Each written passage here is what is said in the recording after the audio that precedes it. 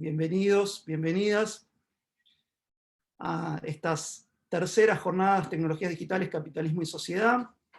Se vienen realizando el miércoles 13, hoy 20 de octubre, y van a continuar el miércoles 27.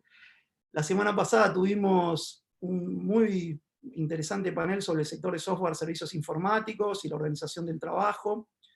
Hoy vamos a continuar con esta mesa sobre apropiaciones impagas de conocimiento, propiedad intelectual y desarrollo. Y la semana que viene tenemos la tercera y última, que es sobre inteligencia artificial, aprendizaje automático y sesgos algorítmicos, impactos y derechos en juego. Para la mesa de hoy vamos a contar con la presencia, bueno, ya contamos en realidad, con nuestros invitados, invitadas, que son Darío Codner, Beatriz Busaniche, Sol Tarlisi y Fabián Brito. La mesa la coordinamos Santiago Liaudat y yo, Mariano Zuckerfeld. Bueno, quiero contarles primero, antes de presentarlos y darles la palabra a quienes van a llevar adelante este panel, que estas son las terceras jornadas del equipo de estudios sobre tecnología, capitalismo y sociedad, que las dos últimas, digamos, esta y la anterior, han sido de manera virtual. Hemos tenido la suerte de tener una presencial y esperamos que pronto, el año que viene, podamos volver a esa modalidad. Nuestro equipo, digamos, lleva ya 9 años en el centro CTS de la Universidad Maimónides, y en esta ocasión la organización de la mesa es conjunta con la maestría en propiedad intelectual de Flaxo Argentina, cuya coordinadora, Sol Tarlisi, también es panelista. Querría pedirte, Sol, si querés contar acerca de la maestría en propiedad intelectual de Flaxo. Sí, cómo no, gracias Mariano. Bueno, para nosotros también este es un evento especial. Este es el cuarto workshop para estudiantes de la maestría en propiedad intelectual. También es el cuarto año que lo hacemos, los últimos 2 virtual y anteriormente presencial. Y un poco la idea de este workshop es proponer actividades a los estudiantes, pero también al público en general. Algunas de las actividades son abiertas para que trasciendan las aulas virtuales o no. Ayer tuvimos una jornada muy linda con las presentaciones de proyectos de tesis de la maestría en propiedad intelectual, de la última corte, y hoy tuvimos un seminario de acceso a recursos genéticos y esta notable mesa, y mañana continuamos con el curso de recursos genéticos, el seminario taller, y una mesa de cierre sobre marcas y patentes también, a las cuales también están invitados porque esta actividad es abierta al igual que la mesa de hoy. La maestría tiene unos cuantos años ya en Flaxo, más de 10 en su modalidad presencial y cerca de 5 en la modalidad virtual. Y bueno, es un poco un espacio de formación y de reflexión crítica sobre distintos aspectos de la propiedad intelectual, más vinculado con las cuestiones de políticas públicas y demás. No quiero extenderme, simplemente invitarlos a conocer nuestras redes, nuestras páginas y nuestras actividades.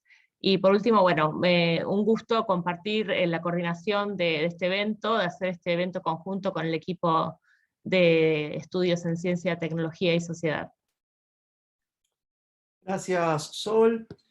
Bueno, quería contarles también que desde nuestro equipo, junto con otros, publicamos la revista Hipertextos, en la que muchos de los temas que se van a tratar aquí y en las otras jornadas son bienvenidos, así que les invitamos a darse una vuelta por esa revista y eventualmente, por supuesto, a enviar sus manuscritos, se sigue diciendo manuscritos, ¿no? Sus textos inéditos y reseñas. Tenemos debates y una amplia variedad de modalidades para publicar allí.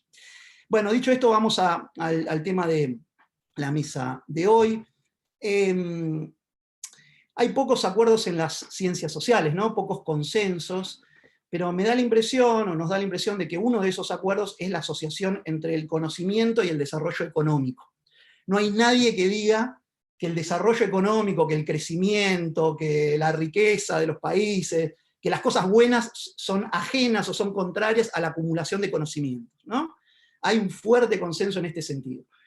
Sin embargo, a pesar de que esto tiene una gran notoriedad pública, tiene mucho menos notoriedad los debates respecto de las regulaciones del acceso a esos conocimientos, que simplificadamente agrupamos en la expresión propiedad intelectual, ¿no? Mucha prensa, mucha publicidad sobre la acumulación de conocimiento, la importancia que tiene, mucha menos publicidad, mucho menos debate público acerca de la importancia de la propiedad intelectual y de las regulaciones del acceso al conocimiento.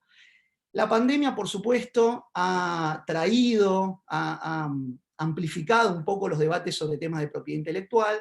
Sin embargo, no tienen, nos parece, todavía la visibilidad que realmente merecen, ¿no? A veces están encorsetados o estacionados en rincones particulares sin ser vistos como una totalidad, ¿no? Y en particular, las relaciones entre productores y apropiadores, digamos, entre quien genera o acarrea el conocimiento y quien lo utiliza, tienen una enorme importancia en América Latina, también parece haber bastante consenso en este sentido, y dentro de esas relaciones entre productores y apropiadores de conocimientos, hay un tema cada vez más relevante que es el de las apropiaciones impagas de esos conocimientos, ¿no? ¿Qué sucede cuando algunos actores sociales toman, se apropian, obtienen, utilizan conocimientos en cualquiera de sus formas, ¿no? Sin haber oblado, pagado, compensado a quienes los han producido o quienes son titulares de esos conocimientos? En ese contexto parecería haber dos clases de debates dando vueltas. Por un lado, aquellos que se relacionan, llamémosle así, con posturas defensivas, es decir, cómo hace la Argentina, cómo hace, por ejemplo, el Sistema Nacional de Ciencia, Tecnología e Innovación de la Argentina, para defenderse de quienes se apropian de manera impaga de los conocimientos que este sistema con fondos públicos genera, ¿no? ¿Cómo debe actuar el Estado, las instituciones y demás para lidiar con esa potencialidad de que sus conocimientos sean apropiados sin una compensación adecuada, sin que contribuyan con el desarrollo local, etc. Y por otro lado está la pregunta, de vuelta, entre comillas, ofensiva. Es decir, ¿de qué modos el ámbito público, los actores locales, pueden apropiarse de conocimientos, o deben apropiarse, o en qué medida lo hacen, qué medida se apropian de conocimientos que han sido financiados, generados por actores de otras naciones, de otros países, de otros ámbitos, ¿no? Entonces, la apropiación impaga de conocimientos es un tema cada vez más difícil de barrer bajo la alfombra por su masividad, y que ha sido abordado con discursos muchas veces morales, más que con datos empíricos, ¿no?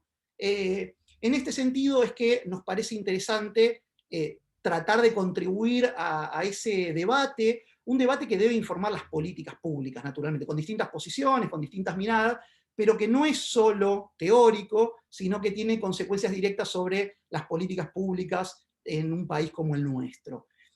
La otra forma, digamos, de dividir estos debates sobre apropiaciones impagas del conocimiento en la Argentina es por el tipo de derecho de propiedad intelectual con el cual se asocian.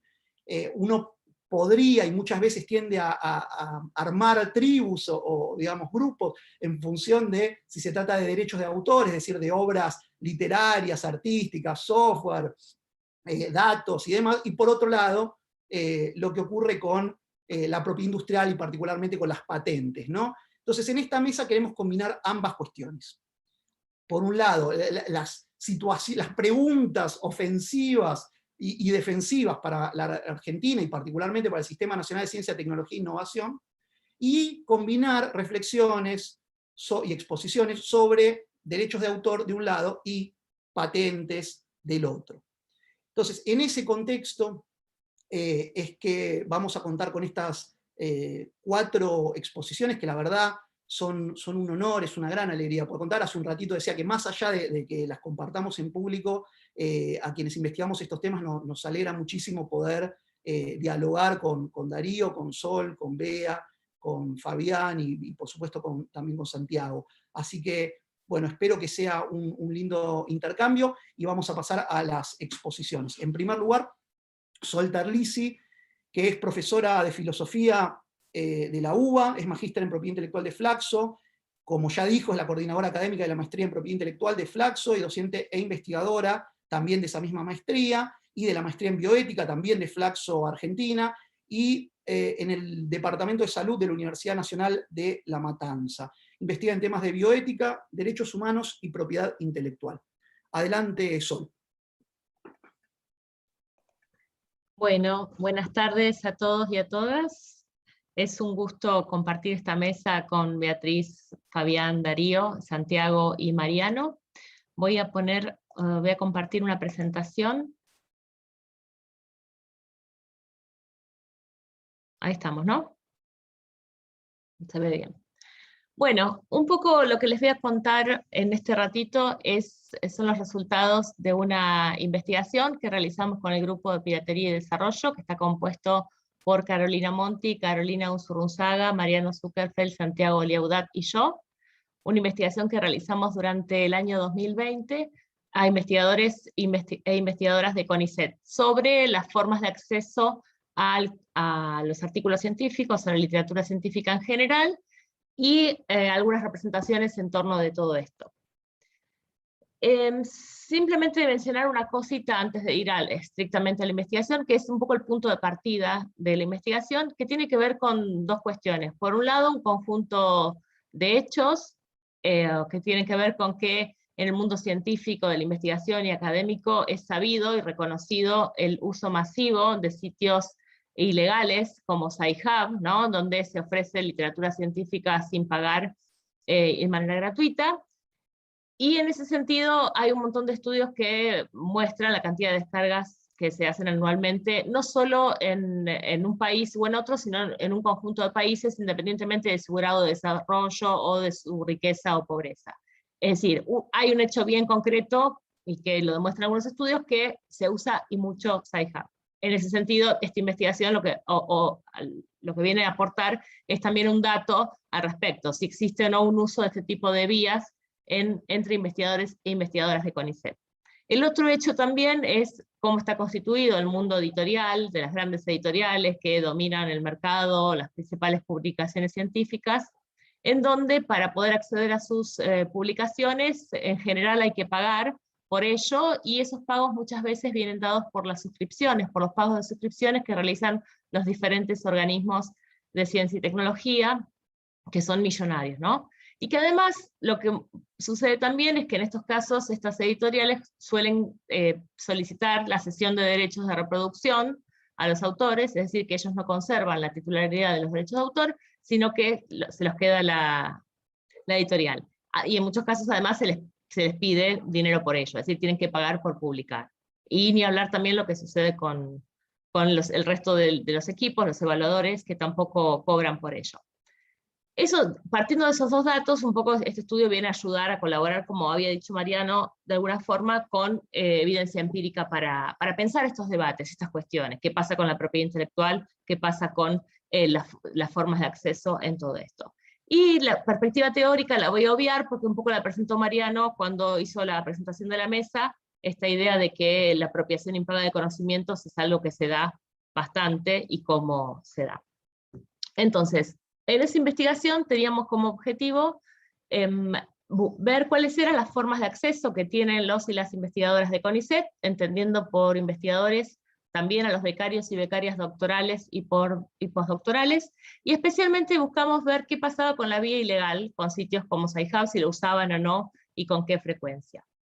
Y para eso, en esta investigación dividimos los tipos de acceso en acceso legal pago, que es el acceso que se da a través de suscripciones, o el pago desembolsado directamente por el que quiere leer ese artículo. El acceso legal gratuito, que tiene que ver con las publicaciones de acceso abierto. El acceso ilegal gratuito, que son estas vías que venimos investigando especialmente, como en sitios como Sci-Hub. El acceso directo por la vía de pedirle por redes sociales o por mail directamente al autor o autora el paper, y el acceso indeterminado cuando se busca en un buscador, en Google por ejemplo, algún artículo. En las dos primeras, como se puede ver, las tres primeras tipos de acceso, lo que vemos son dos variables en juego, que es la gratuidad o no gratuidad, y la legalidad o la ilegalidad. Mientras que en las últimas dos vemos que se trata de accesos gratuitos que pueden o no ser legales. Entonces, queríamos ver qué pasaba con estas vías, si usaban todas, algunas, y con qué frecuencia. Pero también teníamos otros objetivos que iban un poco más allá, para analizar cuáles eran las razones, los motivos por los cuales usaban estas vías ilegales, en el caso de los que lo usaban, y por qué razones no las usaban. Y a su vez, qué ideas, qué representaciones tienen en relación a la cuestión legal de situaciones de descarga, acceso y compartir literatura científica, y también los aspectos morales. Y por último, ver si había algún vínculo entre la cantidad de producciones realizadas y la utilización de las diferentes vías de acceso.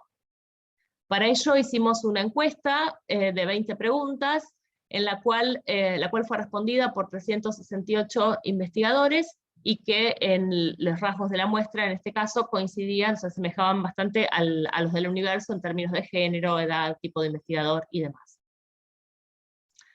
Los resultados los vamos a agrupar en 4 grandes ramas, que son los 4 ejes de esta investigación, que tienen que ver con las modalidades de acceso, las motivaciones, las representaciones y las publicaciones. En relación a las modalidades de acceso, hacíamos preguntas vinculadas a cuántos artículos acceden, a través de qué vías la realizan y con qué frecuencia.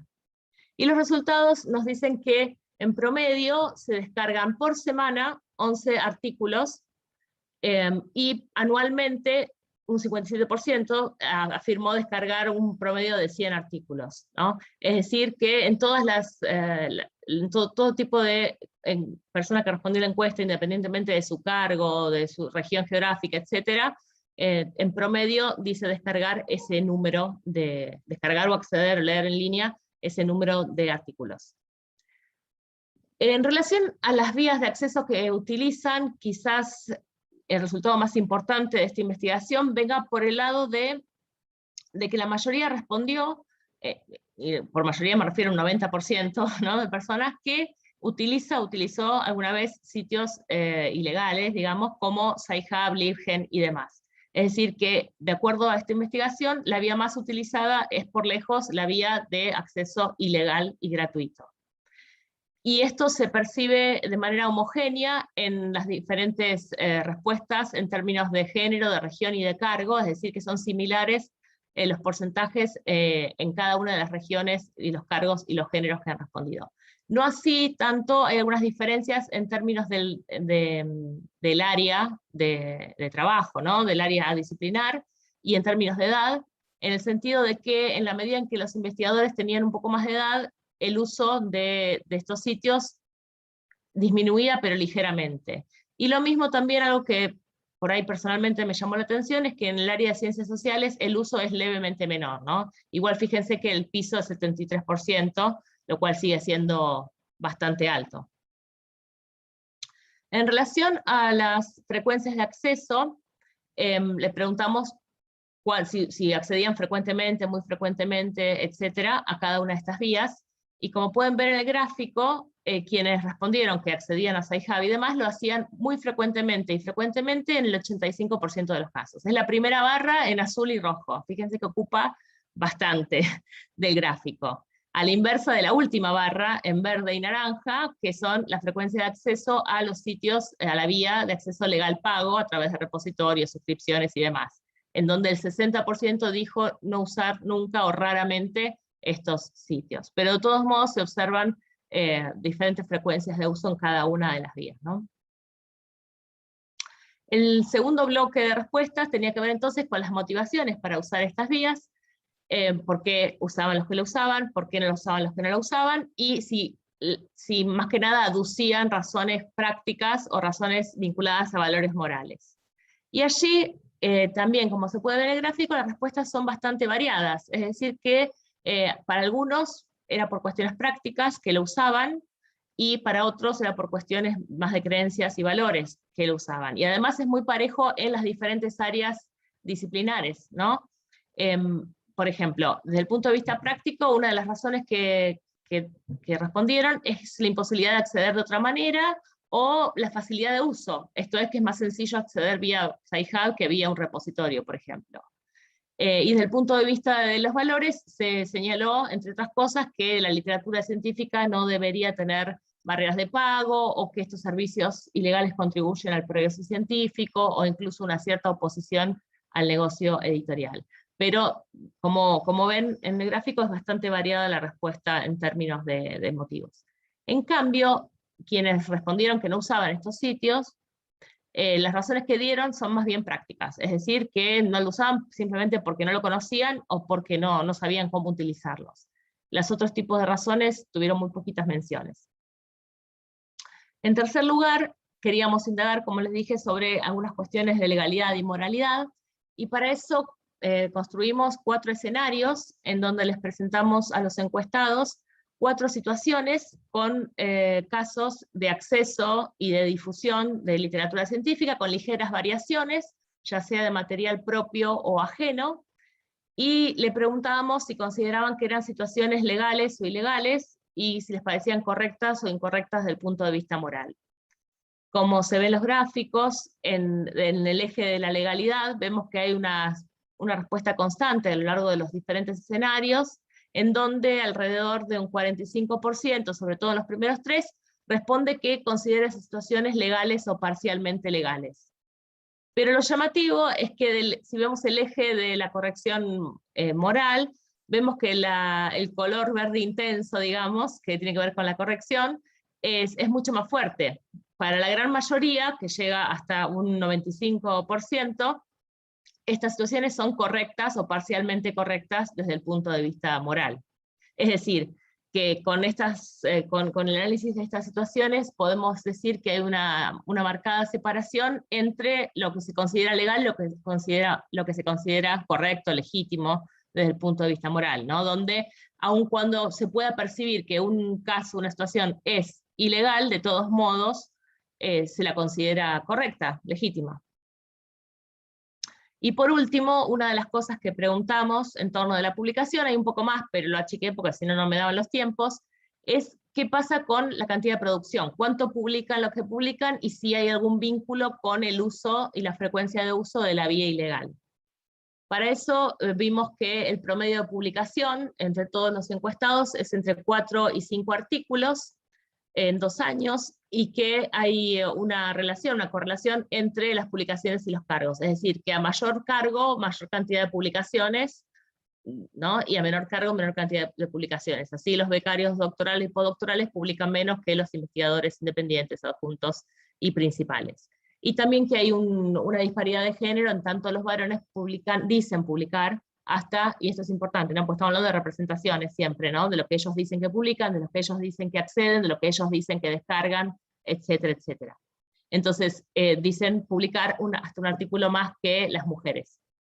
Entonces, para poder hacer el vínculo con las vías de acceso, dividimos a los investigadores en cuartiles, en 4 cuartiles, entre quienes menos publican, que sería la Q1, la primera columna, y quienes más publican, la Q4, la cuarta columna. Si ven las 2 primeras líneas, vemos que la cantidad de publicaciones y de accesos varía bastante. Casi 10 papers publican los que más publican, frente a 1 de los que menos, y a su vez descargan casi 16 artículos frente a casi 9 de los otros. Luego, si nos fijamos en las vías de acceso, que es lo que más nos interesa, vemos que en realidad la vía de acceso ilegal es muy parecido, la frecuencia de uso de la vía, entre quienes más publican y quienes menos publican. La variación es alrededor de un 3% entre los que más y los que menos. Hay alguna diferencia, sí, en la frecuencia de acceso, de menor acceso, en las vías legales pagas, pero tampoco es muy grande. Entonces, para concluir un poco la idea de presentar estos datos, estos primeros datos, estos datos más crudos de la investigación, además de que observamos estas 3 cosas, ¿no? De que hay un uso masivo y extendido entre los investigadores e investigadoras de CONICET de las vías de acceso ilegal, además en todas las áreas del conocimiento, en las diferentes regiones, en diferentes géneros y edades. También vimos que la vía más utilizada es la vía ilegal, pero no es la única, no excluye a las demás, sino que convive con el resto de las vías. Observamos también esta diferencia entre la representación de la legalidad y la moralidad, donde claramente valorar como algo ilegal no implica hacer una valoración negativa desde el punto de vista moral, y también vimos que las razones para usar estos sitios están vinculadas tanto a cuestiones de valores como a cuestiones más concretas, más prácticas. Ahora, estos datos me parece que son importantes, interesantes, para aportar al debate sobre el acceso al conocimiento en la ciencia, sobre las regulaciones del conocimiento en la ciencia, sobre los usos de las diferentes formas, y también para pensar la propiedad intelectual en este campo. Este tipo de estudios muestran, me parece a mí, que la propiedad intelectual cruje, y cruje mal en este campo, ¿no? No hay modo de que se haga un uso tan intensivo y que no repercuta de alguna forma en las normas internacionales, nacionales, en las excepciones que tenemos o que no tenemos en nuestro país, en nuestra ley de propiedad intelectual, y también en la tensión de derechos, entre los derechos de propiedad intelectual y un derecho a investigar, un derecho a acceder a la educación, a la investigación y demás. No me voy a meter más, creo que Bea va a tocar un poco esos temas, y además me parece que estoy bien con los tiempos, ¿no? Eso es todo por ahora. Gracias. Muchas gracias, Sol. Mientras retomamos la pantalla compartida, la presento a Bea. Beatriz Busaniches, licenciada en Comunicación Social de la Universidad Nacional de Rosario y magíster en Propiedad Intelectual de Flaxo, donde se graduó con una tesis sobre Derechos Humanos y Propiedad Intelectual. Es docente en grado y posgrado en la Universidad de Buenos Aires. Es presidente de la Fundación Vía Libre, organización civil sin fines de lucro que trabaja en la intersección de derechos humanos y tecnologías, y es parte de la comunidad global de Creative Commons. Bea, adelante. Bueno, muchísimas gracias, un placer volver a la maestría, porque bueno, es mi casa también, así que un placer estar en este encuentro y un placer también compartir con el resto de los panelistas. Y muchísimas gracias a Sol por haber hecho esta introducción y a todos los autores de esta investigación, que me parece que es fundamental y necesaria, absolutamente necesaria, porque muestra algo de lo que siempre venimos hablando, quienes estamos en el campo de la propiedad intelectual, mencionamos sistemáticamente las prácticas de accesos reñidos con la legalidad vigente, que se tornan fundamentales para muchas de nuestras prácticas, tanto como investigadores, como estudiantes, como profesores, en el mundo académico. En Argentina las flexibilidades al derecho de autor son tendientes a nulas, digo, son tan mínimas que es muy difícil graduarse de una carrera de grado en cualquier universidad pública del país sin haber violado por lo menos una vez por día o por semana la ley de derechos de autor. Y primero voy a hacer una pequeña provocación que voy a dejar como pregunta. Cuando nos preguntamos sobre las apropiaciones impagas de conocimiento, que planteaba Mariano en la apertura, esta idea de las apropiaciones impagas de conocimiento. ¿Qué mayor apropiación impaga de conocimiento que las que hacen las revistas cerradas de publicación científica, que no solo no le pagan a los y las investigadoras que publican ahí, sino que y retienen su copyright, es decir, que hacen una apropiación directa y sin piedad y sin que medie ningún tipo de remuneración apropiada para los y las autoras investigadores, sino que además tienen equipos de colegas de esos investigadores que trabajan de evaluadores de esos papers sin recibir una remuneración apropiada, y que después tienen un mercado cautivo para esos mismos papers, que son las universidades, los centros de investigación, que han pagado sistemáticamente los salarios de esos, y los salarios, solo por decir lo mínimo, han pagado en muchos casos insumos de investigación, mantenimiento de laboratorios, inversión en viajes y en un montón en capacitación y demás, toda la inversión que da después como resultado esas investigaciones. Entonces, ¿de qué estamos hablando cuando hablamos de apropiaciones impagas de conocimiento? Esa me parece que es la principal apropiación impaga de conocimiento, y no es la que cuestionan cuando se pone sobre la mesa la apropiación no autorizada por la ley de conocimiento, que no siempre es necesariamente una apropiación, que no todas las apropiaciones impagas son mal vistas por la ley o son consideradas ilegales desde el punto de vista de la regulación que nos convoca hoy, que son las regulaciones de propiedad intelectual. Entonces, hecha esta primera provocación, me parece que desde ese lugar se explican buena parte de los verdes de estos gráficos tan claros que me estaba mostrando Sol en su presentación.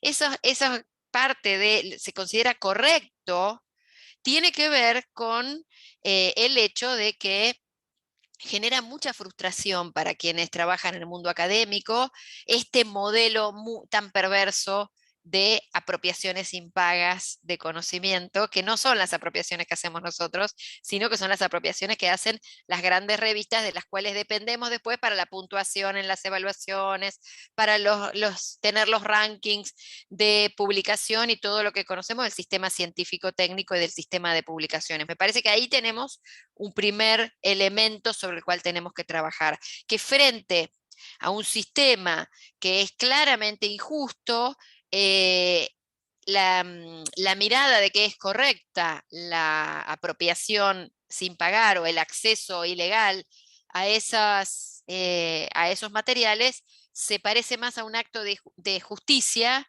que a una violación de la ley. Primera cuestión.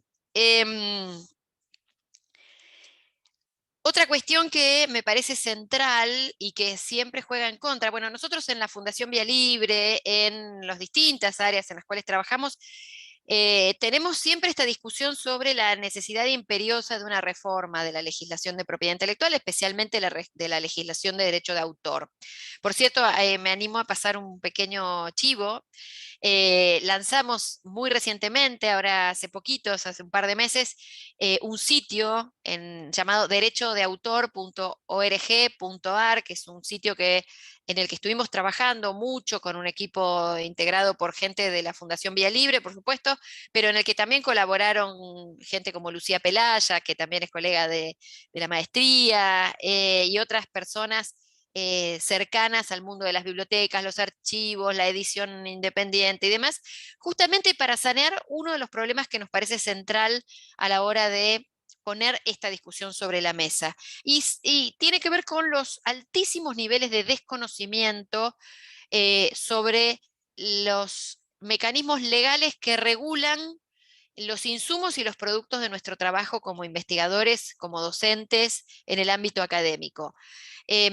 Nos hemos topado muchas veces con un nivel importante de desconocimiento sobre lo que efectivamente dice la ley y lo que creemos que podemos hacer o no podemos hacer. Y entonces cuando nosotros tratamos de aclarar bien qué es lo que efectivamente se puede hacer en el marco de la ley y nos damos cuenta la imposibilidad de prácticamente todo lo que hacemos, recién ahí vemos la imperiosa necesidad de reformar la ley. Y este desconocimiento sobre la ley nos ha jugado en contra a quienes venimos trabajando desde hace décadas en la necesidad de reformar la legislación.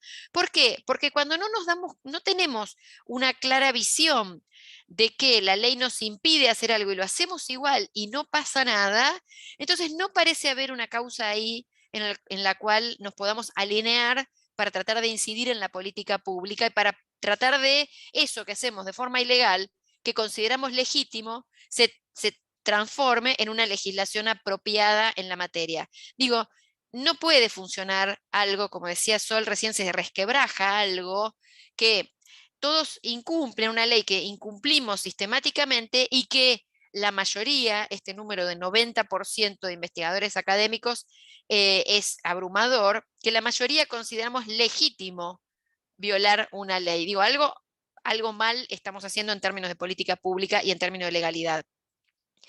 Y quiero cerrar con una apreciación como para pasar la palabra y no extenderme mucho más de los 10, 12 minutos que habíamos pautado para tener espacio para la conversación.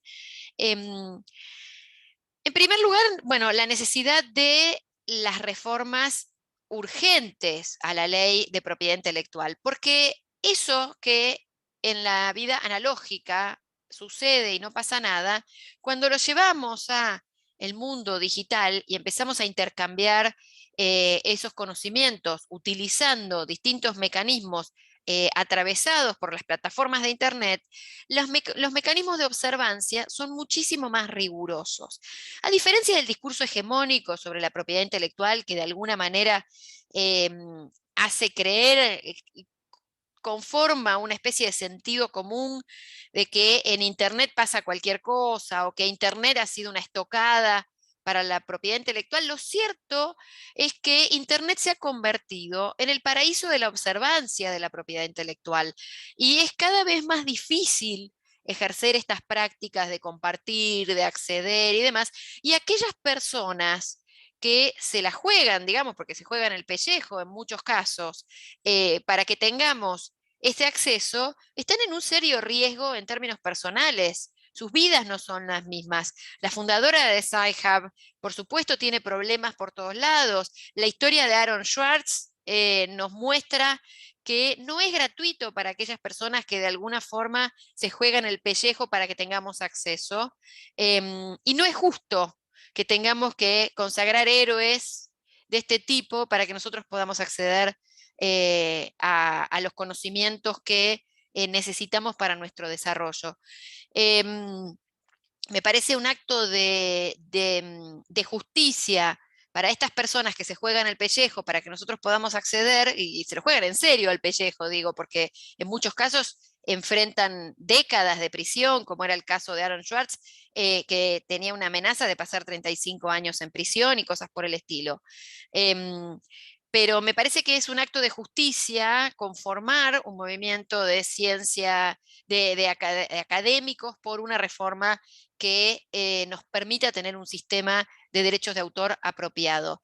Y cierro con una reflexión bueno, y recomiendo ver un video que seguramente lo han visto, que es el de Piratería y Desarrollo, que desarrollaron en el equipo, que me parece una síntesis perfecta de muchas investigaciones. Los investigadores de historia de la innovación, Joseph Stiglitz, Giovanni Dossi, Mario Cimoli, han probado ya con evidencia histórica que ningún país ha logrado los estándares, altos estándares de desarrollo con sistemas de altos estándares de propiedad intelectual. Esto que muestra el video de la teoría de la escalera es primero logro el desarrollo y recién después elevo los estándares de propiedad intelectual, es algo que tenemos que aprender, porque el sistema internacional de comercio, las distintas regulaciones a nivel global, los acuerdos sobre propiedad intelectual aplicados al comercio, las negociaciones en la Organización Mundial de la Propiedad Intelectual, tienden a hacernos un juego de tenazas y a darnos un discurso, a plantear un discurso que es muy engañoso en términos de que la propiedad intelectual es indispensable para el desarrollo. La propiedad intelectual para países como el nuestro opera más como un obturador del desarrollo que como un facilitador del desarrollo, por lo menos la propiedad intelectual tal como está regida en este momento con las tremendas asimetrías en materia de balanza comercial. En derecho de autor es evidente. En términos académicos, la única flexibilidad que tenemos es el de un magro derecho de cita de 1000 palabras y exclusivamente con fines académicos. Carecemos de flexibilidades a favor de bibliotecas, archivos, carecemos de flexibilidades a favor de las escuelas, el sistema educativo, carecemos de un sistema de flexibilidades que nos permita tener una ley moderna que pueda dar cuenta del justo equilibrio al que deberíamos aspirar de derecho de acceso, derecho de participación, derecho al desarrollo científico, técnico, y en paralelo el derecho a que autores e inventores puedan gozar de un nivel de vida digno. Este sistema, tal como está diseñado, fracasa en toda la cancha. Fracasa en otorgar un nivel de vida digno a la gran mayoría de quienes son autores, inventores y especialmente a quienes están en el campo académico, que no viven, definitivamente no viven del copyright de sus papers, porque eso se lo retienen estas grandes revistas, y no facilita la posibilidad de acceder de manera apropiada para tener una política de desarrollo acorde con nuestras propias capacidades. Digo, Argentina tiene un sistema científico-técnico, tiene un sistema integrado con el sector productivo, tiene universidades públicas de excelencia y tiene altos niveles de acceso no legal a el conocimiento que necesita para seguir formando a esos investigadores e investigadoras. Me parece que este es uno de los temas pendientes y diría yo más que urgente. Y con esto dejo ahí y paso la palabra para después tener oportunidad de conversar. Muchísimas gracias, Bea. Vamos a darle ahora paso a la presentación de Darío. Darío Kodner es licenciado en Física y magíster en Política y Gestión de la Ciencia y la Tecnología de la Universidad de Buenos Aires. Realizó posgrados en temas vinculados a la economía del conocimiento, el emprendimiento y la innovación. Es profesor titular y secretario de Innovación y Transferencia Tecnológica de la Universidad Nacional de Quilmes. Es director del Observatorio Académico de Aplicaciones Móviles para la Salud. Adelante, Darío. Bueno, nada, agradezco la presentación de todos los colegas. Este panel es maravilloso, un orgullo para mí poder estar pensando y escuchándolos. Voy a hacer mi presentación y veré a dónde podemos llegar con ello. Vamos a ver si se puede, si está visible, perfecto. Bien, discúlpenme. Bien. Bueno, nada, en principio la verdad es que lo que voy a tratar de plantear es algo sobre lo que ya vengo hablando hace rato. Cuestiono mi bajo nivel de creatividad y de autocopia respecto de mencionar este trabajo que hizo bastante ruido, y es un poco lo que voy a tratar de contar y lo voy a compartir. Pero bueno, tengo la verdad que el objetivo de tratar de provocar algunas cosas en aquellos que me están escuchando en este momento, veré si lo puedo lograr. Primero que tengo que preguntarles, o lo que les tengo que plantear, es que se imaginen un globo rojo de cumpleaños. Les doy unos segundos. Como no los puedo ver, digamos, voy a suponer lo que va a suceder, pero imaginen ese globo rojo de cumpleaños. Apuesto que la mayoría debe haber pensado en algo así, pero no en algo así.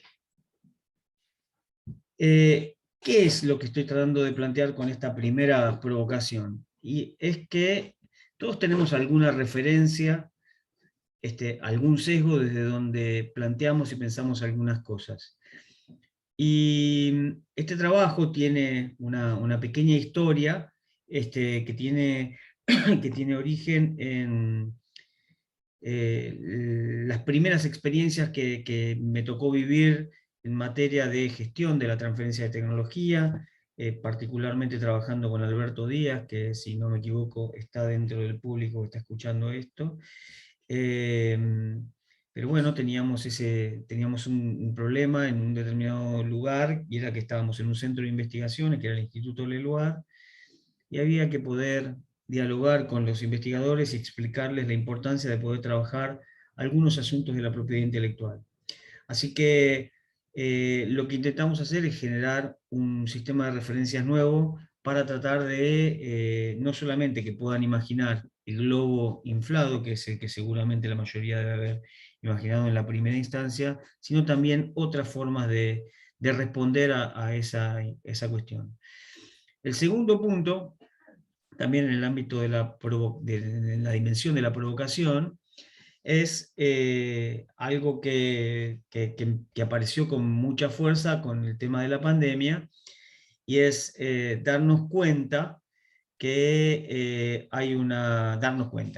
hacer evidente, más que darnos cuenta, porque ya sabíamos que era así, pero ahora es tan evidente actual, que la distribución de la calidad de vida en el mundo es extremadamente desigual, y que está centrada fundamentalmente en un reparto entre aquellos que pueden dominar tecnologías, que tienen industrias, y aquellos que no. Estos dos cuadros que estamos viendo acá son relativamente recientes. Uno muestra que el 1,7% de la población de Kenia está completamente vacunada contra el COVID, comparado contra la Unión Europea en general o los Estados Unidos, que tienen más de la mitad. Pero además, en el gráfico de la derecha, vemos cómo los distintos países que tenían capacidad o que tienen capacidad para producir vacunas, destinaron gran parte de su producción para satisfacer su comunidad local. Con lo cual, estamos digamos, haciendo evidente que dominar tecnologías, tener una industria, particularmente en el sector biotecnológico, que es puntualmente el caso que estamos viendo, da la posibilidad de tener o de generar condiciones de desigualdad mundial que de alguna forma demuestran que el sistema capitalista tiene estas características. Digamos. Entonces hay que pensar cosas para poder mitigar estas cuestiones que nosotros estamos viendo. Pero lo cierto es que esto sigue sirviéndome a mí de referencias, porque me preguntaba, si puedo pasar, ahí está, si las patentes, ahí estamos viendo las patentes de gran parte de las vacunas que hoy se aplican en el mundo, tienen conocimiento nacional, si hubo aporte de investigadores científicos, de investigadores argentinos, de manera directa o indirecta en el desarrollo de estas tecnologías. Digamos, esta cuestión es la que va a estar como referencia a este trabajo, que ahora vuelvo a contar cómo se originó. Solo quiero señalar que la OMS acaba de lanzar un sistema de licencias voluntarias, del cual no sé lo suficiente, solo lo planteo porque puede ser de interés para la mesa, pero digamos, teniendo en cuenta que el sistema de propiedad intelectual mundial refuerza esta desigualdad, la OMS está planteando un mecanismo de licencias voluntarias. Para mí seguramente será insuficiente. Veremos. Bueno, nada, vamos directamente a algo que ya planteé, o que ya se conoce, que ya lo presenté en muchas ocasiones. Cuando trabajábamos con Alberto Díaz, nos preguntábamos cómo convencer a los investigadores de tener que prestar atención sobre los temas de propiedad intelectual, específicamente sobre la cuestión de las patentes, porque el negocio en el que estábamos nosotros era el de la transferencia de tecnología y era central ese asunto. Entonces diseñamos una serie de experimentos, después ya cuando llegué a la Universidad de Quilmes, para tratar de convencer a los investigadores con datos científicos. Entonces me pregunté, o nos preguntamos, porque la verdad es que no lo he hecho solo, la primera publicación la hicimos con Paulina Becerra y con Alberto, después hicimos otro trabajo, que es el que voy a presentar, es el segundo, que es sobre todo el país, pero nos preguntábamos a dónde van a parar los resultados de las investigaciones de científicos argentinos, quiénes la usan, a quién les sirven, para qué hacemos con ellos. Esas eran las preguntas que nos guiaban. Y voy a dar un contexto particular para entender algunas cuestiones. Voy a hablar específicamente de patentes. El sistema científico argentino, esto es digamos, no lo he publicado, pero es algo que se puede hacer. Actualmente tiene en total unas 700 invenciones protegidas, comparándola con universidades como la Politécnica de Cataluña. Toda la Argentina, todo el sistema científico argentino patenta lo mismo que la Universidad Politécnica de Cataluña, algo dice eso, pero además, si uno ve la curva de presentación o de solicitudes de patentes de argentinos en Argentina, ve también que viene decayendo desde el año 2004, esa curva que están viendo ahí, está mostrando como un descrecimiento en la presentación de las patentes. Algo que no está en esta presentación es que, a pesar de que en el país viene cayendo, el sistema científico fue para arriba, especialmente en un determinado periodo, en el periodo 2007 al 2015, digamos, hubo un crecimiento, y después nuevamente empezó a decaer la cantidad de solicitudes de patentes desde el sistema científico. Pero lo cierto es que la Argentina viene decayendo en su presentación de patentes, y alguno va a preguntarse qué sentido tiene patentar y demás, seguramente lo vamos a discutir al final. Y algo que también estoy mostrando abajo es la cantidad de patentes que tienen las universidades. Por una cuestión particular, yo estaba, hasta abril de este año, fui coordinador ejecutivo de la red de vinculación tecnológica del Consejo Interuniversitario Nacional. Entonces, entender cuál era el aporte de las universidades, y ahí vemos. Estamos hablando de unas 15 universidades que producen una cantidad de patentes particulares. Cuando digo patentes me refiero a familias de patentes, ¿no? Esto, si quieren, después lo podemos discutir, pero este es el contexto. Tenemos un sistema científico que patenta poco. Tendrá que patentar más o menos, lo podemos discutir, veremos todas las discusiones que se abren a partir de ahí, pero lo dejo planteado. La hipótesis principal de nuestra investigación es que la investigación que se hace en la Argentina es de una calidad suficiente que hace que seguramente esos resultados de investigación estén apareciendo en patentes extranjeras. Y particularmente, y este es el valor más importante de nuestro trabajo, es que no solamente tratábamos de identificar las citas de los papers en las patentes extranjeras, sino que tratamos de generar una métrica para determinar si tiene o no tiene valor económico y tecnológico.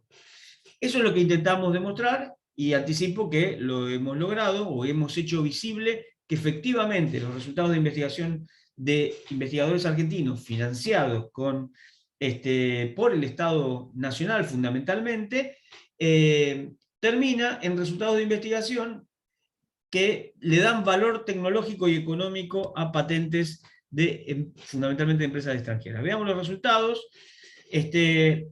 Digamos, este trabajo fue un trabajo hecho sobre un estudio sobre 250 investigadores que eran líderes de proyectos de alta calidad, que publicaron durante unos 10 años, y encontramos que, no sé, un tercio de los papers que generaron estos investigadores, que son la crema y en todas las disciplinas, estaban apareciendo en patentes. Y puntualmente o particularmente en el área de las ciencias biológicas, las médicas y la química. Esto, en cierto sentido, coincidente con una tradición que parece tener la Argentina de generar conocimiento de altísima calidad en el sector biomédico, tanto que nos ha permitido tener 3 investigadores con premios Nobel. Cuando analizamos de las patentes que tienen papers argentinos, quienes las producen, dónde son, encontramos lo siguiente. Casi el 60% de las publicaciones, perdón, de las patentes extranjeras corresponden a privados, ya sea a empresas o a individuos, y un 43% a oficinas de transferencia de tecnología de centros de investigación del mundo. De 4 países, Estados Unidos, Inglaterra, Alemania y China. Fundamentalmente esos son los países que más registran citas de papers de investigadores argentinos. El valor fundamental que nosotros entendemos que generamos con nuestra investigación es haber podido leer cada una de estas patentes en donde había una cita y determinar qué valor le daba esa publicación a la patente. Y ahí encontramos una métrica grosera, pero que servía para poder hacer esta distinción, y era separar todos los papers que formaban parte del estado del arte de la patente o de la tecnología. Eso en general lo consideramos de poco valor económico y tecnológico, pero dejamos separado aquellos que representaban o una evidencia científica o una metodología. Para dar un ejemplo, para aquellos que no terminan de imaginarlo, uno agarra una patente que tiene un paper de un investigador, este es el caso de un investigador de la Universidad de Quilmes, en donde uno va viendo la patente y dice, y el desarrollo de este péptido se logró utilizando la metodología descrita por el doctor de la Universidad Nacional, bueno, no de la Universidad de Quilmes, sino de tal persona en tal paper. Y ese paper es producto de la investigación desarrollada en un laboratorio de la Universidad Nacional de Quilmes. Entonces, para este caso que acabo de ejemplificar, el resultado de la investigación del investigador de la UNCI, que generó una metodología, fue clave para darle valor a la tecnología protegida por la empresa. Después lo que hicimos es solamente quedarnos con aquellos papers que le habían dado valor tecnológico y verificamos nuevamente que estaba concentrado en estas tres dimensiones, en estas tres disciplinas, que son las tecnologías químicas, las ciencias médicas y las biologías, o las ciencias biológicas, confirmando lo que había señalado hace un ratito. El otro elemento que también fue sustantivo de nuestro trabajo fue haber observado el tiempo que hay entre la publicación del paper y la incorporación en una patente. Y ahí notamos que el 40%, 4 de cada 10 de estos papers que ya vimos que les dieron valor a las tecnologías protegidas, eso sucede dentro de los 2 años entre que se publica y se patenta. Esto es original porque no había trabajos en la literatura que mostraran el tiempo necesario para que una publicación se convierta en un registro, en una tecnología, y particularmente nosotros estábamos observando este punto, ¿no? A nosotros lo que nos interesaba fundamentalmente era ver qué conocimiento era utilizado, aplicado por otros. Después veremos o lo discutiremos si esto es impago o no es impago. Me resulta muy interesante la propuesta de la mesa y el enfoque que Mariano planteó en el inicio de la presentación. Algunas reflexiones, acá voy a ir rápido para tratar de generar algunos tips de preguntas o cuestiones que a partir de haber visualizado que parte de los resultados de investigación argentinos van a parar a patentes y que la forma en que ese conocimiento se integra en la patente es dándole valor tecnológico y económico, vale la pena preguntarse o reflexionar sobre algunas cosas. Por ejemplo, la demostración de que hay un flujo asimétrico de conocimiento. Y acá, ¿a qué me refiero? Cuando discutíamos esto, antes de publicarlo con un investigador, colega francés con el que veníamos trabajando en ese momento, yo me acuerdo que él me dice, bueno, Darío, pero esto que ustedes están observando no tiene nada de malo, ni es para nada un problema, es algo que ya se sabe, que el conocimiento científico termina contribuyendo a las patentes. ¿Cuál es el tema? Es que no encontramos patentes de industrias argentinas utilizando conocimiento argentino. Entonces, lo que vemos es que el flujo de conocimiento sale desde la investigación y va a parar o se va a cristalizar en tecnologías extranjeras que luego podrían, habrá que ver, es un estudio pendiente, ver si esas tecnologías luego ingresan al país como productos manufacturados. ¿Esto representa un subsidio a las empresas extranjeras? Sí, definitivamente sí. ¿Por qué? Porque si la empresa que generó la tecnología no hubiese tenido en la mano el resultado, para seguir con el ejemplo que di antes, de esa metodología desarrollada por el investigador argentino, el investigador de la UNCI, hubiese tenido que hacer una investigación específica o haber encontrado otra metodología disponible para poder darle valor a su tecnología. Pero lo más importante es entender esto. Lo que hay ahí es un subsidio. Parte del financiamiento público se termina convirtiendo en algo apropiado por una empresa extranjera. A mi criterio, esta es la lectura que a mí me gusta dar, esto refuerza las condiciones de centro-periferia, entra en cuestión con la discusión sobre el Open Science y Open Innovation. Acá, especialmente las dos presentaciones que se dieron inicialmente, nutren la discusión sobre la ciencia abierta, la posibilidad de que los datos estén disponibles en repositorios o no. Pero es un contexto en el cual esta discusión tiene que operacionalizarse de alguna forma. A criterio personal, esto lo que empieza a mostrar es que hay una división internacional del desarrollo tecnológico, es decir, algunos países no solamente generan materias primas, sino que además generan conocimiento científico y otros lo convierten en tecnologías y en industrias y en productos manufacturados. Pone en crisis, o por lo menos es una invitación a poner en crisis el sistema de protección de propiedad intelectual, sí, definitivamente. Por lo que conté antes con el tema de las vacunas, que es una evidencia de que cruje el sistema, algo que las colegas anteriores de alguna forma también plantearon en materia de derechos de autor. Definitivamente, esto invita a repensar qué podemos hacer para poder generar estas condiciones del triángulo de Sábato, o la triple hélice, o la cuádruple hélice, o el modo 3 de producción de conocimiento, en donde lo que es importante es encontrar quienes producen, quienes generan y quienes tienen oportunidad de intervenir en los procesos innovativos, generando y usando conocimiento. Para las instituciones que hacemos, o para aquellos que trabajamos en instituciones de I+D+I, tenemos nosotros que lidiar con la tensión entre la libertad académica, supuesta entre comillas, lo tengo que señalar, y la tensión sobre pensar cómo comercializar los resultados de investigación. ¿Por qué lo planteo esto? Porque nosotros notamos que hay dificultades para que las agendas académicas incorporen los problemas de la industria local. En general, las agendas de investigación están dominadas por las agendas de las comunidades de conocimiento que mayoritariamente están asociadas a dinámicas de producción de conocimiento e industriales que no son ajenas.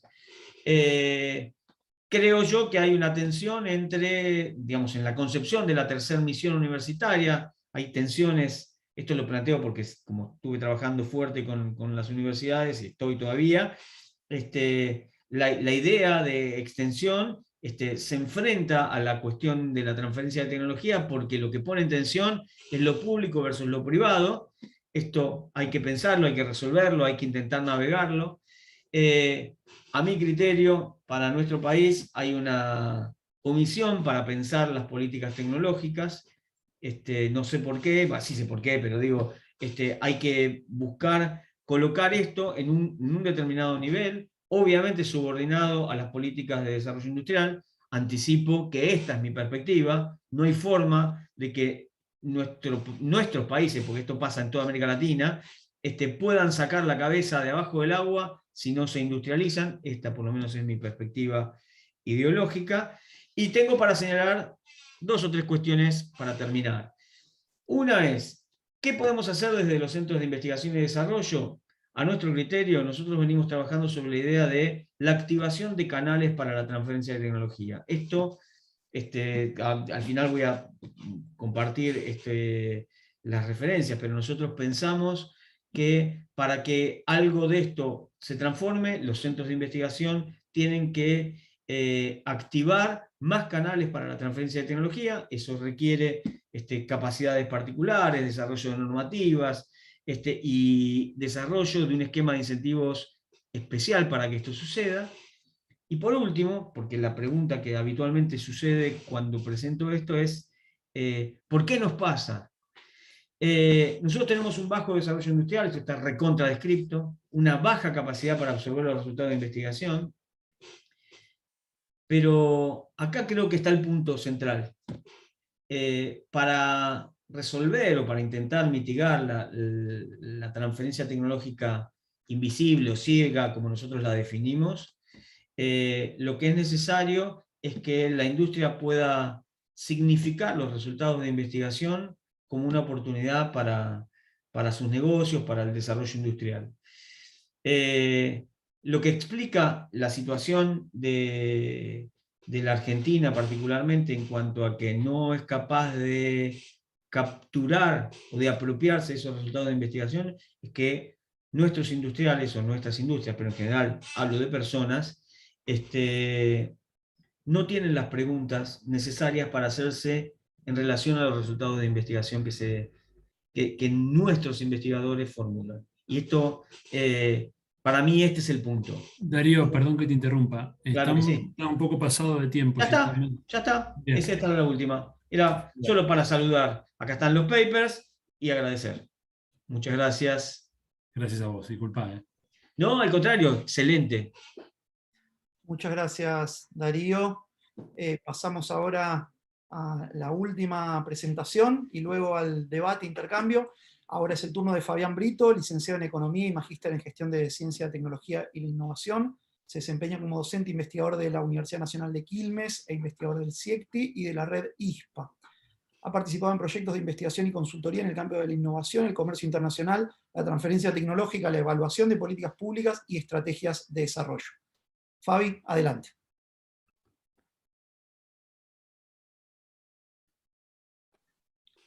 Ah, caramba. Hola. Ahí estás. Sí, estoy con un problema serio de conexión, así que si se empieza a cortar voy a apagar la cámara porque estoy así desde hoy. Así que por favor me van diciendo si se escucha bien. Bueno, antes que nada quiero agradecer la invitación. Como hicieron todos, todos los que me precedieron, es un honor estar acá, es un debate muy interesante el que surge de esto. En nuestro caso, este es un trabajo que ahora voy a presentar, que surge de distintos interrogantes respecto de este tema de las apropiaciones impagas. A ver.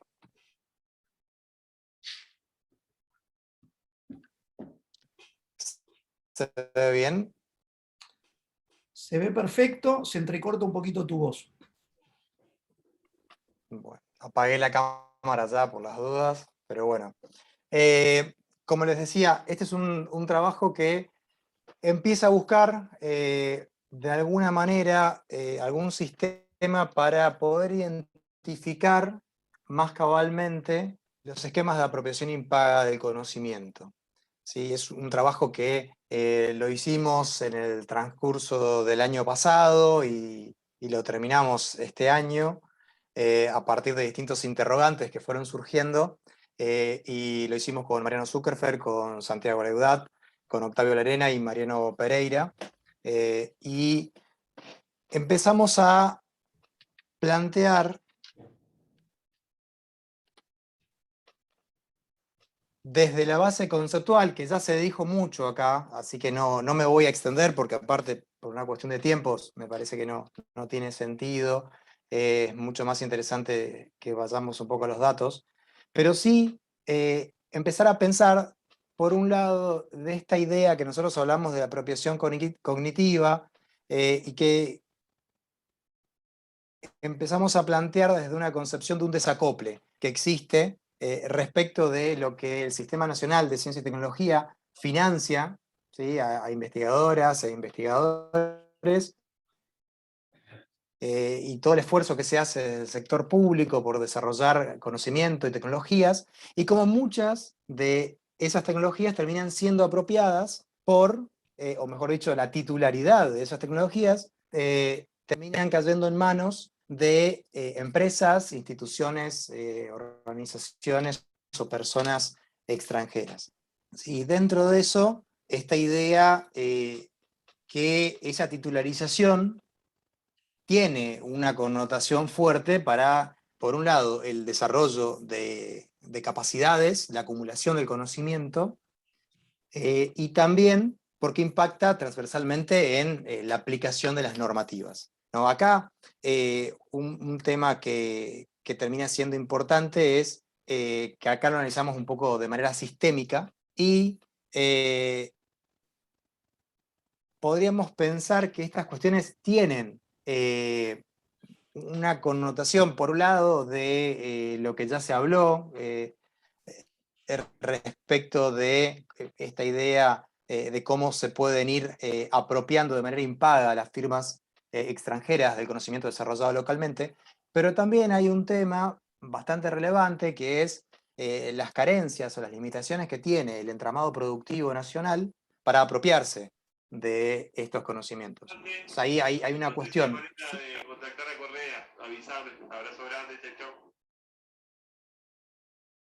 Les decía, por un lado eso, y por otro lado, que cuando uno intentaba analizar esto de manera sistemática, veíamos que existía una falencia o una ausencia de investigaciones de envergadura.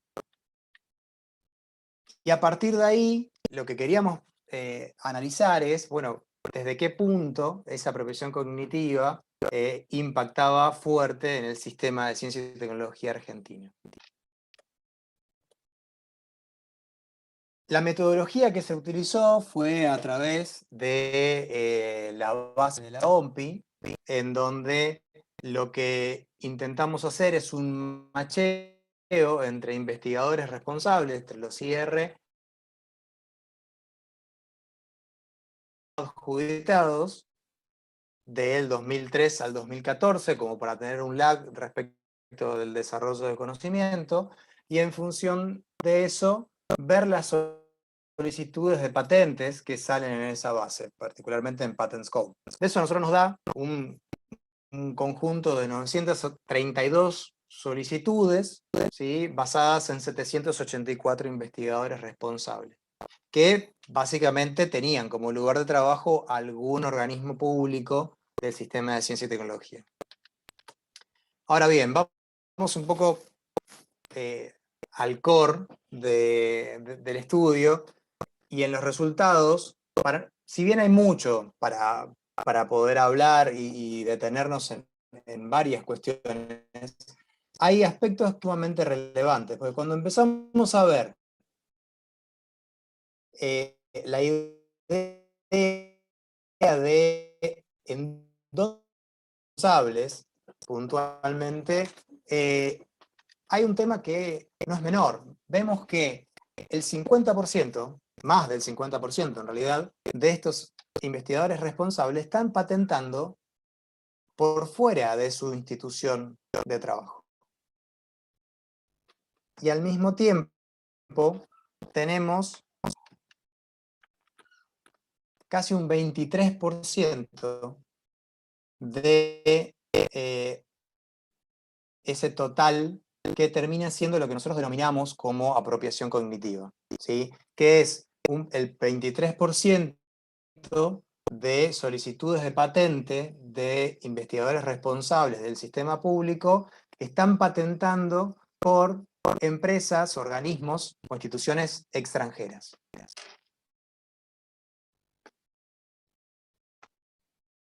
Dentro de este lugar, dentro de ese 23%, lo que podemos ver es la relevancia que termina teniendo para estos casos las empresas extranjeras, ¿sí?, donde más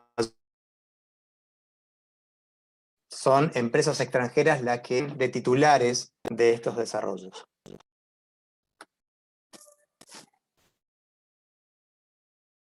Y al mismo tiempo, una cuestión que es sumamente relevante es ver en dónde se patenta.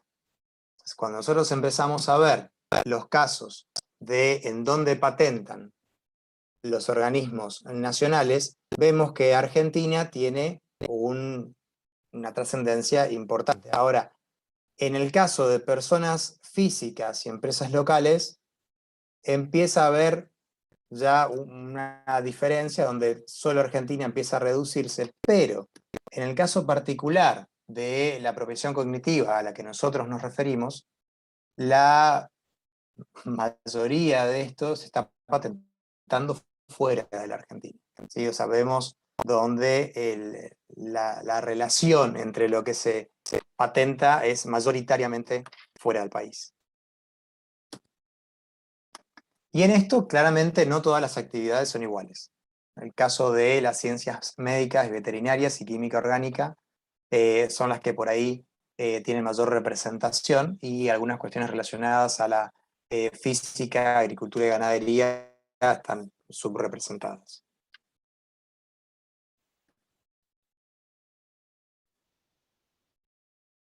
Por otro lado, hay una entre quiénes son los investigadores justamente que aquellos que son más productivos están vinculados al grupo de los que están patentando afuera y pertenecen a este esquema de apropiación impaga,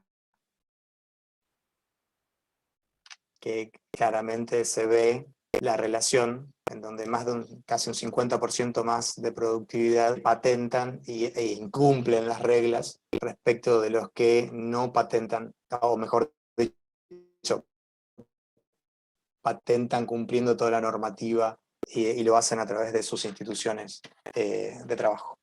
Y por otro lado, hay una diferencia, si uno empieza a ver las solicitudes de patentes que nosotros encontramos en Patent Scope respecto de los que están declaradas en el CBR, hay una diferencia significativa.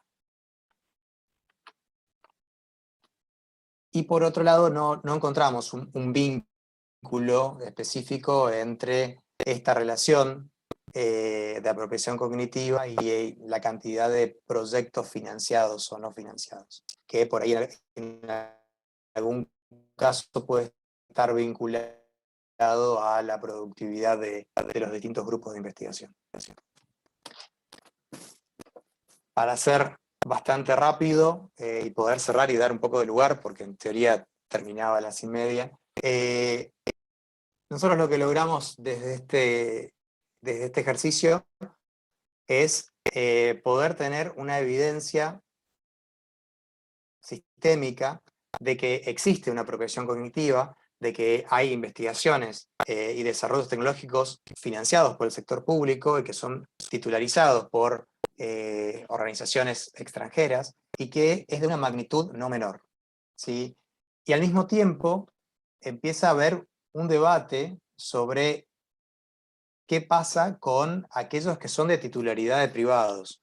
Yo, por exponer rápido, hay una parte que la pasé por arriba, pero nosotros tenemos 3 grandes bloques, ¿no? de investigadores, por decirlo de alguna manera. Aquellos que cumplen toda la normativa y sus desarrollos tecnológicos se patentan dentro de las instituciones que los han financiado, aquellos que forman parte de lo que nosotros denominamos esta apropiación cognitiva y son patentadas por organizaciones, instituciones extranjeras, pero también hay un porcentaje de desarrollos que son patentados por actores locales, pero por fuera de las instituciones que los emplean, ¿sí? Esto es contrario a las normativas, pero necesita un nivel de estudio y de profundización respecto de, por un lado, por qué ocurre, y por otro lado, cuál es el impacto que puede llegar a tener en nuestro país y en nuestro entramado productivo respecto de acumulación de conocimiento y de impulso al desarrollo. Por otro lado, claramente tenemos una limitación. Nosotros no podemos definir causas a nivel micro, ¿sí? Vemos un nivel de datos a niveles agregados y que necesitaríamos profundizar un poquito, por un lado de casuística, pero también para evaluar los condicionamientos, cuál es el esquema de incentivos que está tendiendo, que genera justamente el impulso a que ocurran este tipo de apropiaciones no pagas, o quizás no pagas para el sistema público. Dentro de esto es importante empezar a repensar los mecanismos que tiene el país en términos de apropiación y de desarrollo, y por otro lado, los esquemas de vinculación y transferencia, la articulación entre los distintos actores del sistema, tanto públicos como privados, como los esquemas de incentivo y de procedimientos burocráticos administrativos son fundamentales para poder simplificar, por un lado, los procesos, facilitar las actividades, pero por otro lado, para incentivar la apropiación de este conocimiento. Porque nosotros acá no estamos teniendo un dato específico sobre si estas licencias, más allá de que hayan sido de titulares extranjeros, locales o de la propia institución del Sistema Nacional de Ciencia y Tecnología, si quedó solamente en la solicitud de la patente o si se está explotando eso. Y eso es importante para poder comprender e ir un poquito más allá de esto y ver qué tipo de conocimiento es el que se está efectivamente utilizando en nuestro país, o el conocimiento que se genera y que se utiliza en el extranjero. Así que bueno, ahí fui lo más sintético posible en función del tiempo. Espero que se me haya podido escuchar de la manera más corrida posible. Muchas gracias, Fabi. Sí, se te pudo seguir, hubo algunas interrupciones, pero no afectaron la charla, ¿no? La presentación. Bueno, muchas gracias. Sol, Bea, Darío, Fabián, un lujo. Tenemos algunas preguntas en el chat, quizás ya las fueron viendo. Vamos a hacer una ronda donde reunamos las preguntas, así es un poco más dinámico, y después la idea es que puedan, en el mismo orden que expusieron, ir dando su parecer sobre cada una de ellas o sobre alguna en particular que les interese profundizar. ¿Bien? La primera pregunta es de Patricio, desde Chile nos acompaña. Patricio dice: hola a todos y todas. Bueno, quiero agradecer, por supuesto escribo desde Chile, por lo que ignoro cómo el escenario político en Argentina, sobre todo en este plano, cómo es. Sin embargo, me llama mucho la atención la necesidad de una reforma a la ley que rige los derechos de autor en Argentina. En ese sentido me quedan dos dudas. Primero, ¿cuáles serían algunos objetivos de una reforma a la ley de derechos de autor en Argentina bajo la mirada planteada? Segundo, ¿consideran posible poder llevarla a cabo hoy y quiénes serían los principales obstáculos para plantearla? Esa es la primera pregunta de Patricio. Luego tenemos una pregunta de Daniel. Dice así, dos preguntas. ¿Argentina debería firmar el PST, el Tratado de Cooperación en materia de patentes? ¿La transferencia ciega se relaciona con estar afuera? Supongo que quiere decir fuera de ese tratado. ¿Debería legislarse un informe previo obligatorio antes de publicar de no patentamiento a los empleados del Estado del sistema científico-tecnológico? No sé si se entiende, si no, Héctor, Daniel, podés formular la pregunta nuevamente. La repito. ¿Debería legislarse un informe previo obligatorio antes de publicar de no patentamiento a los empleados del Estado del sistema científico argentino? Daniel, bueno. Patricio tiene una nueva pregunta más abajo. Dice: varios países latinoamericanos han intentado enfrentar las debilidades locales a nivel de desarrollo tecnológico, incentivando la creación de nuevos emprendimientos tecnológicos, subsidiando tanto la investigación como el escalamiento de las tecnologías en sus primeras etapas, pero no buscando industrializar la economía desde el Estado, como por ejemplo mediante empresas públicas. En ese sentido quiero consultar a Darío si considerás que esta política permite a los países periféricos avanzar en relación a abandonar el rol dependiente en la División Internacional del Desarrollo Tecnológico mencionado en tu exposición. Cualquier cosa, son preguntas largas, cualquier cosa pueden volver sobre el chat y refrescan la pregunta. Finalmente, Mariano pregunta: para los 4 expositores, ¿qué cambios normativos les parecen prioritarios? Y bueno, aquí hay algunas preguntas más. Por ahí son muchas, pero bueno, creo que es mejor hacer una ronda y van abordando los temas que les parece. Para Fabián y Darío, Juan pregunta: ¿pueden profundizar en mecanismos posibles para mejorar la apropiación por parte de empresas locales o que aporten valor social? ¿Qué balance hace en este aspecto del sector biotecnología agrícola vegetal? Y Guille, para cerrar, nos sigue habiendo preguntas. Bueno, si les parece cortamos acá porque son muchas y después agregamos la de Guillermina y la de Demian. En el mismo orden, así hacemos bien dinámico. Bueno, Santiago, gracias por las preguntas. Un poco voy a responder brevemente a las cuestiones de la reforma del derecho autoral y en general de la urgencia de ciertas reformas. Creo que la razón principal para que Argentina se dé este debate es que tenemos una ley súper vieja, súper desactualizada y súper restrictiva, que afecta a un montón de personas, estudiantes, docentes, investigadores, investigadoras, gente que hace cultura, que hace usos transformativos, etcétera, etcétera, y en ese sentido no recoge la realidad de una sociedad y de una cultura en permanente producción por un lado, y con necesidades de acceso por el otro. Entonces, creo que es un debate urgente que ya tiene unos cuantos años de varios grupos trabajando al respecto. Ahora seguramente Bea agregue detalles sobre esto. Es decir, que hay un conjunto de la sociedad civil, individuos, organizaciones que están luchando por excepciones para bibliotecas y otro tipo de cuestiones, ¿no?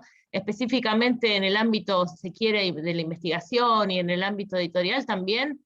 En el estudio que presenté mostramos algunos datos de algunos estudios que señalan que justamente aquellos países que tienen mayores flexibilidades en sus leyes en relación a la investigación tienen un mayor número de publicaciones, ¿no? Entonces, si estamos hablando de evidencia y del vínculo entre desarrollo de conocimientos y a su vez las barreras, trabas o complicaciones que puede generar la propiedad intelectual al respecto, también tendríamos que pensar entonces qué tipo de reforma podríamos hacer para mejorar no solo el acceso, sino también incrementar las capacidades locales en términos económicos. Esto también vale para el caso de las patentes, pero no me voy a meter por ahí, que ya hay bastantes preguntas para responder los expositores que se ocuparon de eso.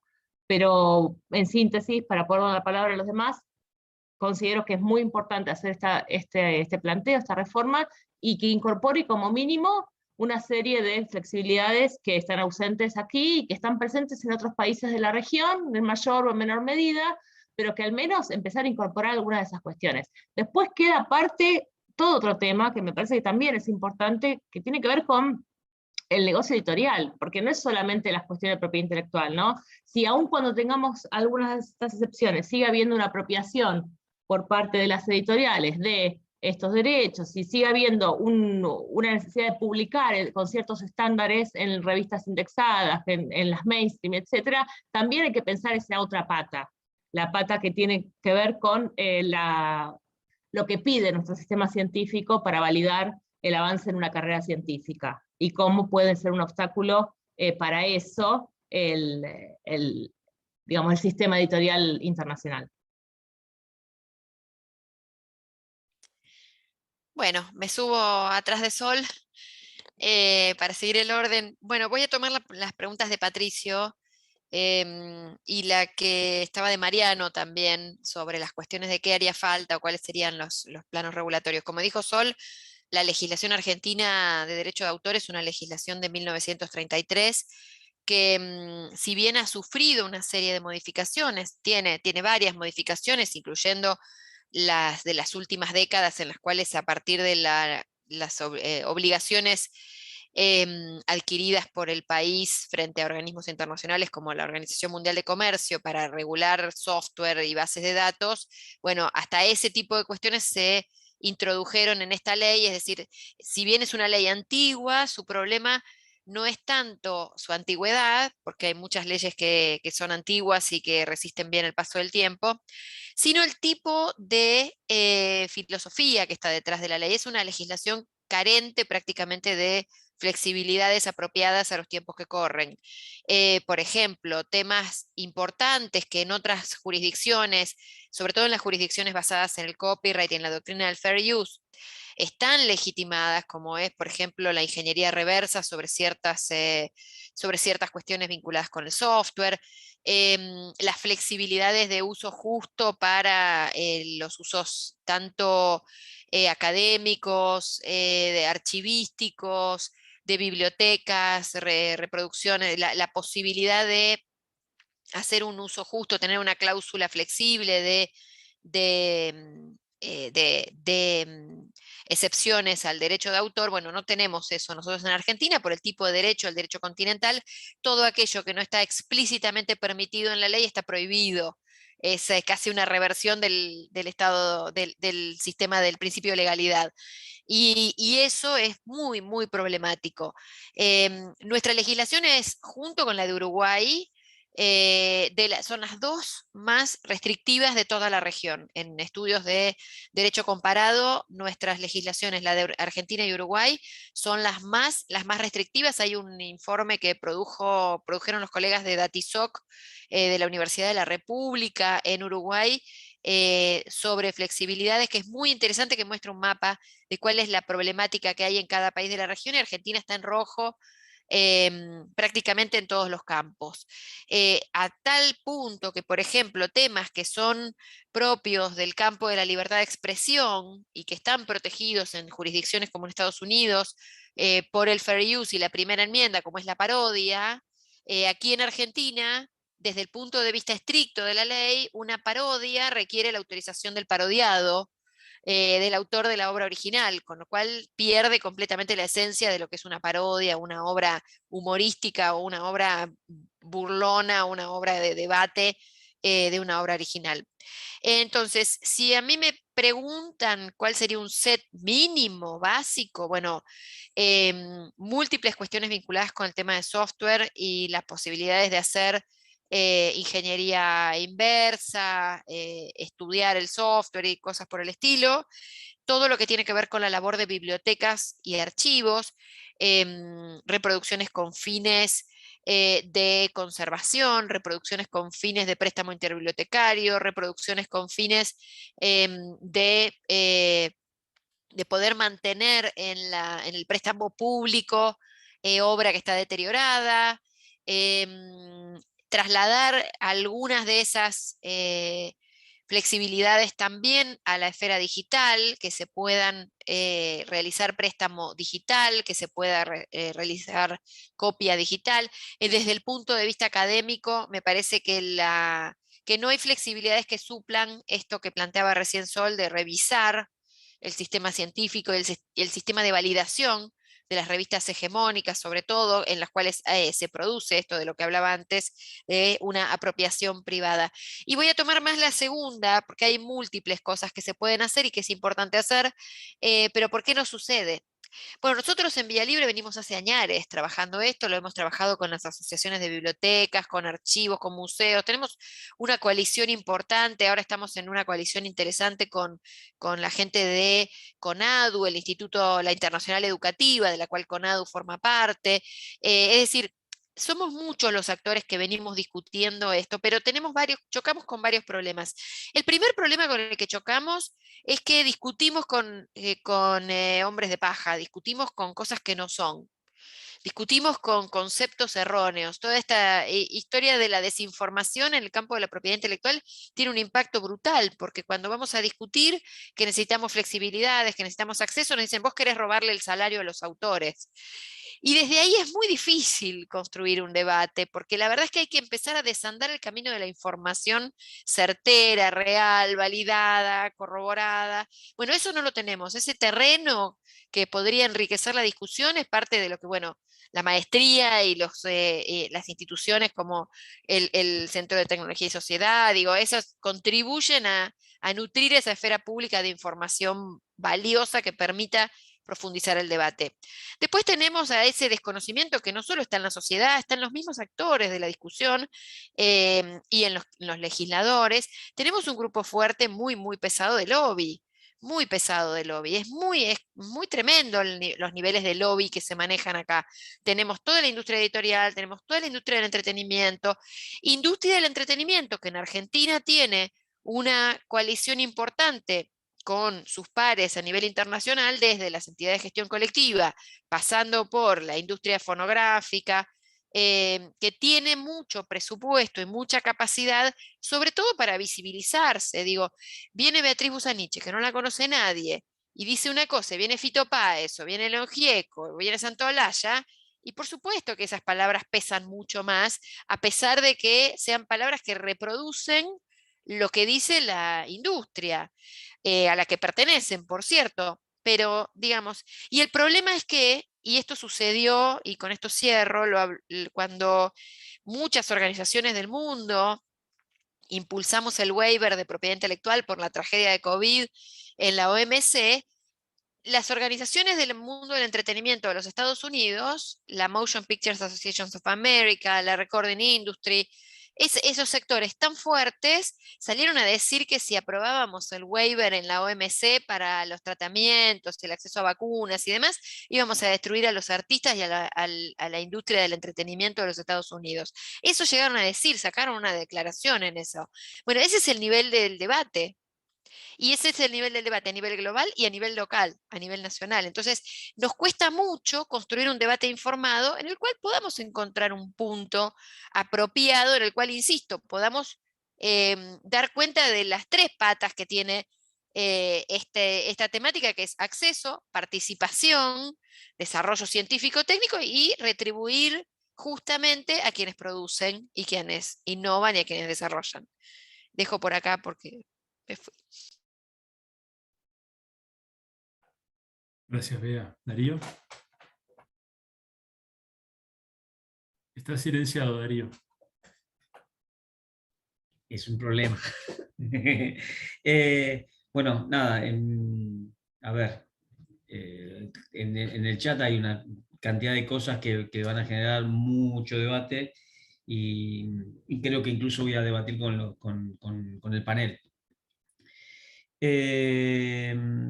Primero, pensar que China, una de las cosas que hizo para poder, entre tantas cosas, convertirse en el principal país que genera solicitudes de patentes es negar la existencia del mismo, no apoyarse en él, copiar a 4 manos, apostar por un aprendizaje a partir de lo que estaba disponible y luego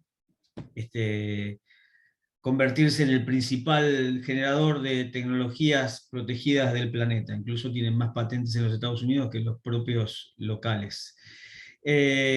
Otra historia que creo que vale la pena es que la industria farmacéutica argentina, que hoy tenemos orgullo en señalar que ha sido, bueno, que es una de las elegidas para poder producir vacunas para el COVID a nivel local, son industrias que se han desarrollado bajo el rechazo de la posibilidad de cumplir la patente sobre medicamentos. Con esto empiezo a señalar que me parece que lo primero, antes de pensar, que era una de las preguntas que estaban dando vueltas sobre qué aspectos de la norma había o normativas o legales habría que apostar, en mi opinión, y esta es la parte que creo que va a ser divergente con algunos de los planteos y me animo a plantear, es que en lo que hay que pensar es qué tipo de negocios tecnológicos son los que la Argentina tiene que desarrollar. Primero eso, y después ver la norma que acompaña, no al revés. Esto es lo que yo pienso. Ante la pregunta de Daniel respecto de si PCT sí, PCT no, si el ingresar a la PCT o no estar adentro del PCT implica que va a haber, que hay más transferencia tecnológica ciega. Bueno, respecto de eso último no tengo idea. Respecto de qué pienso yo, si hay que adherir o no al PCT, pienso que sí.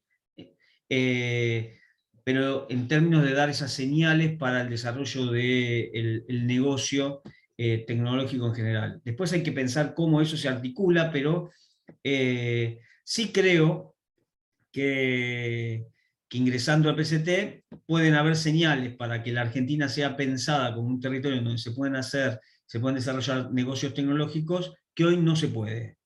Hoy realmente no se puede. Y no se puede y no hay señales para que eso se vaya en esa dirección. En ese sentido, y porque hay alguien que preguntó sobre la cuestión biotecnológica, justamente hoy se defendió una tesis en la maestría de Ciencia, Tecnología y Sociedad de la UNCI, donde se planteaba que casi todos los instrumentos de promoción para el desarrollo de empresas de base tecnológica, o de emprendimientos biotecnológicos, específicamente para el área biotecnológica, todo siempre va hacia la madurez tecnológica y no sobre la madurez de los negocios. Eso está ausente en la agenda política. Por eso es que creo que ahí está uno de los puntos centrales, ver cómo amalgamar la cuestión del apoyar y promover el desarrollo científico-tecnológico tiene que ir de la mano de ver qué esquema de incentivos para el desarrollo de los negocios, para el desarrollo comercial. No estoy diciendo que no, bueno, no estoy negando otras cosas, solamente estoy planteando sobre la cuestión biotecnológica. De hecho, en la Argentina hay 3, 4, 5 empresas capaces de capturar algo de los resultados de investigación que se hacen en biotecnología. 4 o 5 empresas. No hay capital de riesgo, tenemos 4 o 5 empresas, digamos, muchas de las cuales forman parte de estas que estamos señalando, que son capaces de producir las vacunas. Nada, hay algo ahí sobre poder colocar en la agenda de la discusión, que además creo yo, y voy a ser filoso con el panel en el que estamos, hablamos poco de negocio. La palabra negocio aparece poco. ¿Por qué? Esto es un problema también. Tenemos ese prurito de, bueno, digamos, pensemos el negocio, digamos, la noción de negocio en términos correctos, que es el asunto al que nos tenemos que dedicar. Si vamos a decidir, si vamos a trabajar sobre estos temas, reconociendo jugar dentro del sistema capitalista, bueno, juguemos. Si no, pensemos una alternativa. Por ejemplo, las discusiones o los debates que hay sobre la economía social y solidaria, sobre si generar sistemas económicos que vayan en paralelo, que se articulen de alguna manera, pero que van sobrevolándose. Recuerdo, digamos, que nada, para mí, y solamente para terminar y darle la posibilidad a Fabián y hacerla cortita, creo que hay un problema en la sincronización del sistema científico-tecnológico. Lo tenemos. Nosotros no coordinamos. ¿Sí? A veces CONICET presenta las patentes como CONICET sola y no reconoce la titularidad de instituciones públicas porque el investigador es de doble dependencia. Esto lo digo porque estoy en una oficina de transferencia tecnológica en una universidad. También tengo algunas dudas respecto hay investigadores argentinos que efectivamente presentan patentes con otros, con terceros. Pero también podría pasar que a veces sea una estrategia presentar la patente y después reconocer los derechos. Esto también es posible. ¿Sí? Entonces hay que, cuando pensamos, digo, porque hay cierto riesgo de pensar que el investigador esto va en la dirección de la pregunta que hizo también, no sé si Daniel, sobre si debía ser obligatorio que el investigador tenga que presentar el resultado en la oficina antes de publicar, una cuestión obligatoria, la verdad, en el mundo, es una condición de trabajo el presentar los resultados de investigación a la oficina, de la misma manera que tiene que tener cuadernos foliados, para poder defender, en el caso de que haya alguna patente o alguna cosa, los derechos sobre eso. No creo que sea necesaria la obligatoriedad. Hay que generar las condiciones para que eso suceda. Eso es todo.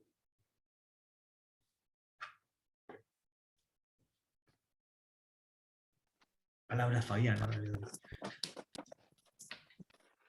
Bueno, gracias.